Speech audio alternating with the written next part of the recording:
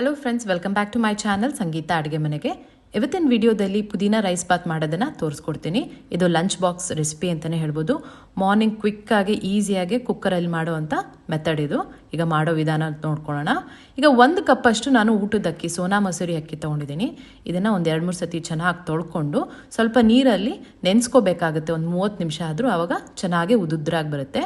ನೋಡಿ, ಇಲ್ಲಿ ನಾನು 1 ಹಿಡಿಯಷ್ಟು ಪುದೀನ, ಒಂದು 8 ಹಸಿಮೆಣಸಿನ್ಕಾಯಿ, 1 ಗಡ್ಡೆ ಬೆಳ್ಳುಳ್ಳಿ, ಸ್ವಲ್ಪ ಶುಂಠಿ ತೊಗೊಂಡಿದ್ದೀನಿ, ಹಸಿ ಬಟಾಣಿ, ಆಮೇಲೆ 1 ಆಲೂಗಡ್ಡೆ ತೊಗೊಂಡಿದ್ದೀನಿ. ಈಗ 1 ಈರುಳ್ಳಿ, ಗಸಗಸೆ, ಗೋಡಂಬಿ ಮತ್ತು ಸೋಂಕಾಳು ತೊಗೊಂಡಿದ್ದೀನಿ ರುಬ್ಬೋದಕ್ಕೆ.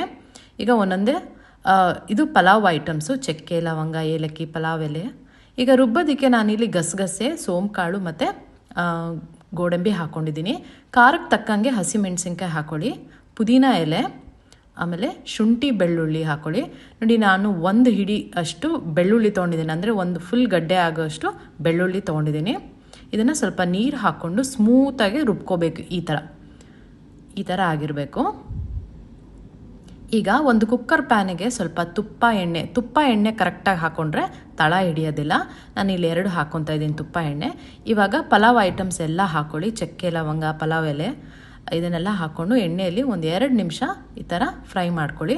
ನಾನಿಲ್ಲಿ ನೋಡಿ ಈರುಳ್ಳಿ ಉದ್ದುದ್ದಕ್ಕೆ ಹೆಚ್ಕೊಂಡಿದ್ದೀನಿ, 1 ಈರುಳ್ಳಿ, ಆಮೇಲೆ ಇಲ್ಲಿ 1 ಆಲೂಗಡ್ಡೆ ಈ ಥರ ಸಣ್ಣಕ್ಕೆ ಹೆಚ್ಕೊಂಡಿದ್ದೀನಿ. ಫಸ್ಟು ಈರುಳ್ಳಿನ ತುಪ್ಪ ಮತ್ತು ಎಣ್ಣೆಯಲ್ಲಿ ಚೆನ್ನಾಗಿ ಫ್ರೈ ಮಾಡ್ಕೋಬೇಕು. ಒಂದು 2 ನಿಮಿಷ ಈ ಥರ ಫ್ರೈ ಮಾಡ್ಕೊಳ್ಳಿ. ಈರುಳ್ಳಿ ಫ್ರೈ ಆಗ್ತಿದ್ದಂಗೆ ನಾವು ಸಣ್ಣಕ್ಕೆ ಹೆಚ್ಚಿಟ್ಕೊಂಡಿರೋಂಥ ಆಲೂಗಡ್ಡೆ ಹಾಕ್ಕೊಳ್ಳಿ. ಆಲೂಗಡ್ಡೆ ಹಾಕಿದ್ರೆ ತುಂಬ ರುಚಿ ಇರುತ್ತೆ. ಆಲೂಗಡ್ಡೆ ಮಾತ್ರ ಸ್ಕಿಪ್ ಮಾಡ್ಲಿಕ್ಕೆ ಹೋಗಬೇಡಿ. ಇದನ್ನು ಅಷ್ಟೇ 2 ನಿಮಿಷ ಫ್ರೈ ಆಗ್ತಿದ್ದಂಗೆ ನಾನಿಲ್ಲಿ ಫ್ರೋಝನ್ ಪೀಸ್ ತೊಗೊಂಡಿದ್ದೀನಿ. ನೀವು ಹಸಿ ಬಟಾಣಿಯೂ ಸಹ ಹಾಕೋಬೋದು. ಈಗ ರುಬ್ಬಿಟ್ಕೊಂಡಿರೋ ಅಂಥ ಖಾರನೆಲ್ಲ ಹಾಕ್ಕೊಂಡು ಇದನ್ನು ಅಷ್ಟೇ 2 ನಿಮಿಷ ಚೆನ್ನಾಗಿ ಹುರ್ಕೊಂಡ್ರೆ ಹಸಿ ವಾಸನೆ ಹೋಗೋ ತನಕ ಚೆನ್ನಾಗಿರುತ್ತೆ. ಈಗ ನಾವು ನೆನೆಸಿಟ್ಕೊಂಡಿರೋ ಅಂಥ ಅಕ್ಕಿನ ಅಷ್ಟು ಹಾಕ್ಕೊಂಡು ಒಂದು 2 ನಿಮಿಷ ಫ್ರೈ ಮಾಡಿ ನಾನಿಲ್ಲಿ 2-1/4 ಕಪ್ಪಷ್ಟು ನೀರು ಹಾಕ್ಕೊತಾ ಇದ್ದೀನಿ. ಚೆನ್ನಾಗಿ ಮಿಕ್ಸ್ ಮಾಡಿಬಿಟ್ಟು 1 ಕುದಿ ಬರೋ ತನಕ ಇದನ್ನು ನಾವು ಕುದಿಸ್ಕೊಂಡು ಆದಮೇಲೆ ನಾವು ಲಿಡ್ಡನ್ನ ಕ್ಲೋಸ್ ಮಾಡಬೇಕಾಗುತ್ತೆ. ಎಲ್ಲ ಚೆನ್ನಾಗಿ ಮಿಕ್ಸ್ ಮಾಡ್ಕೋಬೇಕು. ರುಚಿಗೆ ತಕ್ಕಷ್ಟು ಉಪ್ಪು ಹಾಕ್ಕೊಂಡು ಇದನ್ನು 1 ನಿಮಿಷ ಕುದಿಯೋದಕ್ಕೆ ಬಿಡಿ. ಈ ಥರ ಚೆನ್ನಾಗಿ ಮಿಕ್ಸ್ ಮಾಡಿ. ನೋಡಿ, ಈ ಥರ ಕುದಿ ಬಂದಾದಮೇಲೆ ಲಿಡ್ ಕ್ಲೋಸ್ ಮಾಡಿ 3 ವಿಷಲ್ ತೊಗೊಳ್ಳಿ. ಸೊ ಕಂಪ್ಲೀಟಾಗಿ ಕೂಲ್ ಆಗಿದೆ ನೋಡಿ, ಎಷ್ಟು ಚೆನ್ನಾಗಾಗಿದೆ.